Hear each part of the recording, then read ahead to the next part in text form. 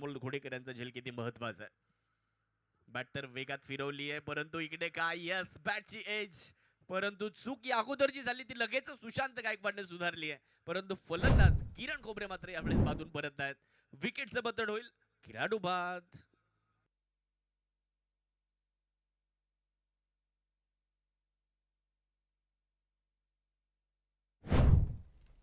भरोसा नाही.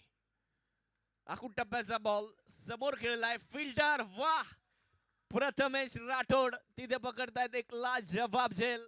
प्रवीण गावडे आलेत आणि आल्या पावली प्रवीण गावडे यांना माघारी जावं लागतंय. युवराज गुंजाळ मोठे धक्के देत आहेत. या ओव्हर मध्ये अजून एक मोठा फलंदाज शून्याचा चष्मा घालून माघारी जातोय. प्रवीण गावडे बाद.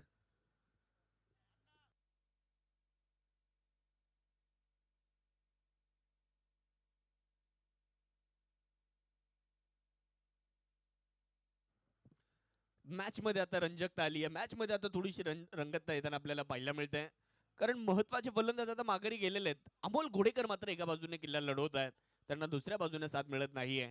या मॅचला जर जिंकायचं तर एक भागीदारीकडे देखील तुम्हाला जावं लागणार आहे, कारण लागोपाठचे विकेट आल्यानंतर गोलंदाजी करणाऱ्या संघामध्ये हॅट्रिक बॉल,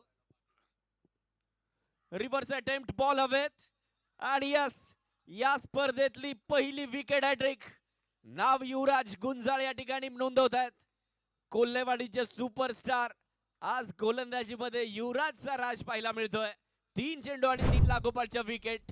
रवी आलेत आणि ते देखील जड पावलांनी मैदान सोडतायत. 3 चेंडूंवर 3 विकेट. अजून एक फलंदाज तंबूच्या आश्रयाला परत.